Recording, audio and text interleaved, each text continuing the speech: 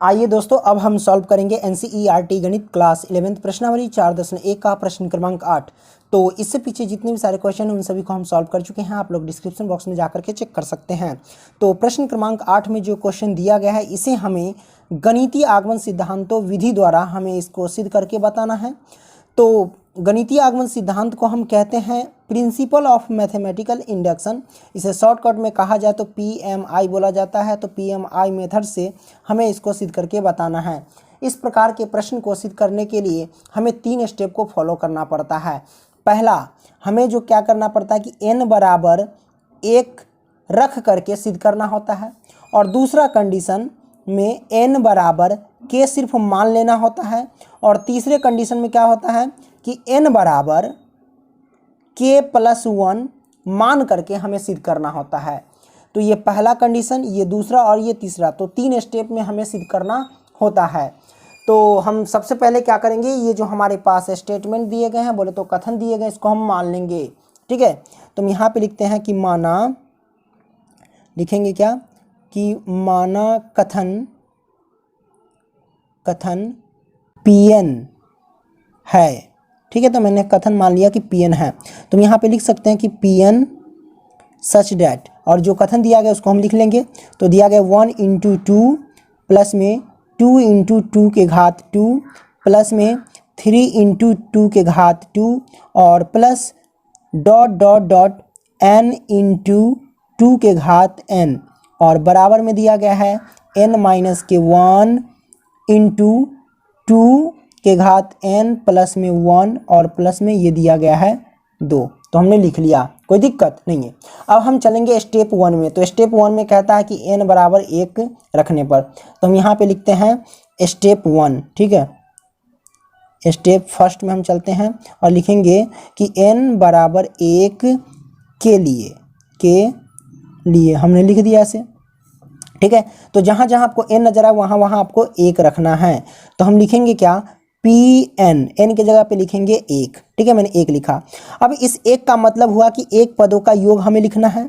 अगर यहाँ 2 रहता तो हमें 2 पदों का योग लिखना होता, अगर 3 रहता तो 3 पदों का योग लिखना होता, लेकिन 1 है तो 1 पदों का योग लिखेंगे। तो 1 पद हमारे पास क्या है, तो यहाँ पे आप देख सकते हैं दिया गया है 1 × 2, तो हम लिखेंगे 1 × 2, हमने लिख लिया। बराबर है तो बराबर लिखो। अब इसमें भी हम क्या करेंगे, n के जगह पे क्या रखेंगे, तो भैया 1 रखेंगे। ठीक है, तो हम यहाँ पे लिखते हैं n - 1, तो n के जगह पे 1 - के 1 × 2 और पावर में है n + के 1, तो पावर n के जगह पे 1 और प्लस में 1 है तो 1 और प्लस के 2 है तो 2 लिखेंगे। तो 2 से 1 में, क्योंकि ये गुना का चिन्ह है, तो 2 से 1 में गुना करेंगे तो 2 होगा। बराबर में देखो 1 में से 1 जाएगा तो 0, और 0 में 2 से गुना करेंगे तो 0, और 0 के पावर देखो ऐसे लिख लेते हैं कि 0 गुने में 2, और 2 के पावर क्या है हमारे पास, ये 1 और 1 जोड़ेंगे तो 2 ना होगा, और प्लस में 2 है तो 2। सिंपल सी बात है, 2 के पावर 2 है, इसका घात निकालेंगे तो 4 होगा, 4 से 0 में गुना करेंगे तो 0 ही होगा, तो 0 में 2 ऐड करेंगे तो 2 ही होगा ना। तो यहाँ पे हम लिख सकते हैं कि 2 बराबर 2, तो बराबर आ गया, तो यानी ये कथन सत्य हो गया, है कि नहीं। तो हम लिखेंगे अतः, क्या लिखेंगे, अतः n बराबर 1 है ना, n बराबर 1 के लिए कथन सत्य है। अतः n बराबर 1 के लिए यह कथन जो है भैया, कथन सत्य है। ठीक है, हो गया। देखो भैया, तो n बराबर 1 के लिए कथन सत्य हो गया। तो अब हम चलेंगे स्टेप 2 में। तो स्टेप 2 में क्या करना होता है, ये स्टेप 2 में कंडीशन है। स्टेप 2 में करना होता है क्या कि n बराबर k सिर्फ मान लेना होता है। तो जहाँ जहाँ आपको n नजर आए वहाँ वहाँ आपको k रखना होता है। तो हम यहाँ पे लिखेंगे क्या कि ऐसे कि माना कथन n बराबर k के लिए सत्य है, ऐसे लिख सकते हैं स्टेप 2 में। ठीक है, तो हम यहाँ पे लिखते हैं स्टेप 2 में कि माना कथन, ये हमारे पास कथन बोले तो स्टेटमेंट दिया गया, तो माना कथन n बराबर k के लिए सत्य है, सत्य है। ठीक है, तो मैंने लिख दिया। अब यहाँ से हम क्या करेंगे भैया, यहाँ से करते हैं वही, जहाँ जहाँ n नजर आएगा वहाँ वहाँ k रख देना है। तो लिखते हैं अब यहाँ पे p और n के जगह पे जहाँ जहाँ आपको n नजर आए वहाँ वहाँ पे आपको क्या रखना है, सिर्फ k रखना है। ठीक है, तो हम यहाँ पे k लिखेंगे सच डेट, और जो हमारे पास स्टेटमेंट दिए गए हैं वो लिखेंगे, और जहाँ जहाँ n नजर आएगा वहाँ वहाँ आपको k रख देना है। ठीक है, तो हम रखते हैं, यहाँ पे लिखेंगे 1 × 2 और प्लस में 2 × 2 के घात 2 और प्लस में 3 × 2 के पावर 2 प्लस में दिया गया डॉट डॉट डॉट, अब दिया गया n × 2 के घात n, तो n के जगह पे हम क्या लिखेंगे भैया, k लिखेंगे। तो हम लिखेंगे k × 2 के घात n है, तो n के जगह पे हम लिखेंगे k, यानी घात में भी k लिखेंगे, बराबर। ठीक है, बराबर लिखा। उसके बाद हम क्या करेंगे, n - 1 है तो हम लिखेंगे क्या, k - 1 × 2 के पावर n + 1 है तो हम लिखेंगे k + में 1 पावर में, और प्लस में 2 है तो 2 लिखेंगे, तो हमने प्लस में 2 है तो 2 लिख दिया। ठीक है, ये हमारे पास सेकेंड स्टेप का काम हो गया कंप्लीट। अब कोई दिक्कत नहीं है। अब हम चलेंगे स्टेप 3 में। तो स्टेप 3 में हम क्या करते हैं भैया, स्टेप 3 में क्या करते हैं, जैसे कि ये अंतिम पद है ना यहाँ पे, तो इसका अगला पद k × 2 के पावर जो k है, इसका अगला पद जो भी आएगा इसमें भी जोड़ देंगे और इसमें भी जोड़ देंगे, दोनों में जोड़ देंगे, इस बात को ध्यान रखना। ठीक है, तो भैया यहाँ पे इसका अगला पद कैसे आएगा, तो अगला पद आएगा भैया स्टेप 3 से, है ना। तो स्टेप 3 कहता है क्या भैया कि n = k + 1 रखने के लिए। ठीक है, n = k + 1, तो n = k + 1 हम क्या करेंगे, यहाँ पे जो दिया गया है n की जगह पे k + 1 रख करके देखेंगे, जो आएगा उसी को हम इसमें भी जोड़ देंगे, इसमें भी जोड़ देंगे। तो हम निकाल लेते हैं, n के जगह पे हम रखेंगे k + में 1 × फिर 2 है तो 2 और 2 के घात हो जाएगा n, तो n की जगह पे रखेंगे k + 1। तो ये जो आया इसी को हम क्या करेंगे, दोनों तरफ जोड़ देंगे, इस बात को ध्यान रखना। तो आइए जोड़ते हैं और यहाँ पे लिखते हैं स्टेप 3, स्टेप 3 में। ठीक है, तो जो दिया गया है उसको हम लिखते हैं 1 × 2 प्लस में 2 × 2 के घात 2 और प्लस में 3 × 2 के पावर 2 और प्लस में डॉट डॉट डॉट k × क्या है, k × 2 के पावर k और प्लस में जोड़ देंगे क्या, हम ये जोड़ देंगे जो आया दोनों तरफ, इसमें भी जोड़ देंगे इसमें, तो हम जोड़ देते हैं k + में 1 × 2 के पावर k + में 1। ठीक है, बराबर है तो बराबर। ठीक है, और ये जो दिया गया इसको हम पहले लिख लेते हैं, दिया गया है k - 1 × 2 के पावर k + में 1 और प्लस में 2, और इसमें हम ऐड कर देंगे क्या, तो ये जो आया वही ऐड कर देंगे। तो क्या आया हुआ है, k + में 1 × 2 और इसके पावर है k + में 1, हमने ऐड कर दिया, कोई दिक्कत नहीं दिक्कत। तो हमने ये तीसरा स्टेप काम कर लिया। अब इसको देखो ध्यान से, हम क्या करेंगे भैया कि देखो यहाँ से देखना ध्यान से कि इतना के बराबर में क्या है, ये दिया गया है, और यही यहाँ नीचे भी है कि नहीं है।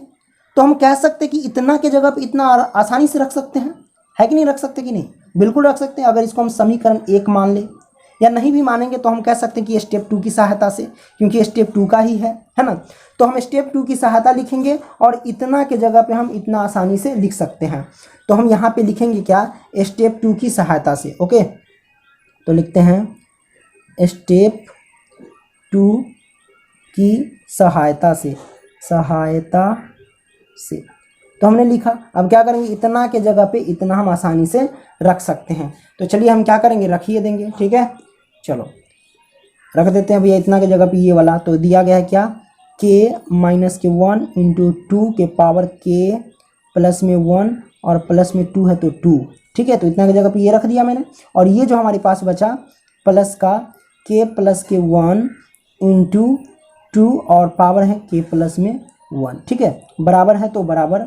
अब इसको लिखेंगे k - में 1 × 2 के पावर k + में 1 है और प्लस में 2 है तो 2, और इधर प्लस में क्या है भैया k और प्लस में 1 × 2 के पावर k + में 1 है। ठीक है, ये दिया गया है। अब हम क्या करेंगे, इसको यहाँ से सॉल्व कर लेंगे। ओके, तो ये तो बड़ा सिंपल है। इसमें हम क्या करेंगे, कॉमन लेंगे। आपको कॉमन क्या नज़र आ रहा है, जरा ध्यान से देखिएगा। 2 के घात k + 1 और इधर भी 2 के घात k + 1 है, तो हमारे पास 2 के घात k + 1 कॉमन हो रहा है कि नहीं हो रहा है, बिल्कुल हो रहा है। तो हम क्या करेंगे, 2 की घात k + 1 कॉमन ले लेंगे। तो आइए लिख लेते हैं 2 की घात k + में 1। ठीक है, हमने कॉमन ले लिया। अब कॉमन लेने के बाद जो बचेगा अंदर लिखेंगे, अंदर क्या बचा हमारे पास, ये निकल गया, ये निकल गया, तो बचेगा क्या, k-1, तो हम लिखेंगे k-1, ठीक है, k-1, और इधर क्या बचा k+1, तो हम यहाँ पे लिखेंगे प्लस के k+1, और ये प्लस के 2 को साइड कर देंगे, कोई दिक्कत नहीं है। ओके, बराबर इसको देखना कि 2 के घात k+1 है तो k+1, अंदर क्या बचे, देखो माइनस के 1 और प्लस के 1 कट जाएगा, तो एगो के क्या गो के बचेगा, ये आ जाएगा 2 गो के, क्या गो के आ जाएगा 2 गो के, और प्लस में 2 है तो 2, कोई दिक्कत नहीं, दिक्कत तो ये तो गुना में है, तो इसको हम ऐसे लिख सकते हैं कि 2 के घात k+1 गुने में 2 के और प्लस में 2 तो 2, तो इसको आप क्या लिख सकते हो, है ना, तो इसको आप ऐसे लिख सकते हो कि भैया देखो यहाँ से k के ऊपर 1 घात तो छिपा रहता है, या फिर यूँ कह लो कि 2 के घात 1 छिपा है कि नहीं, तो ये 2 और 2 पद और पद समान मिल रहा है, तो जब पद और पद समान रहता है तो पद रहता है और घात जुट जाता है, तो k+1 और 1 जोड़ेंगे तो क्या हो जाएगा, k+2 हो जाएगा, ठीक है, और ये गुने में क्या है हमारे पास, k बच जाएगा, क्योंकि इसका तो हो गया, k बच जाएगा, और प्लस में 2 तो 2, इन दोनों को ऐसे लिख सकते हैं कि k2 और प्लस में k+2, यानी घात k+2 और ये +2 बचा, तो ये हमारे पास क्या आ गया, आंसर आ गया।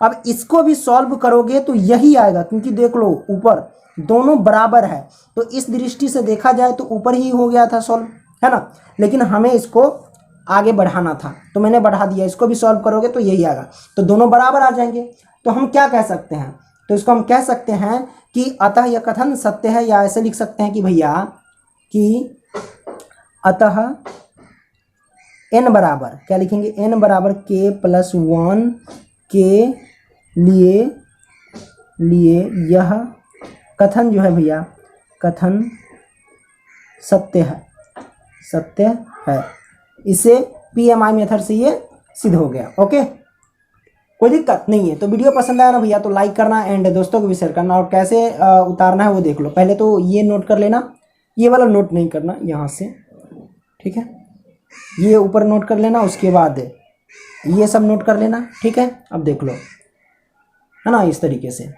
तो भैया चलो अगली वीडियो में मिलेंगे, तब तक के लिए बाय।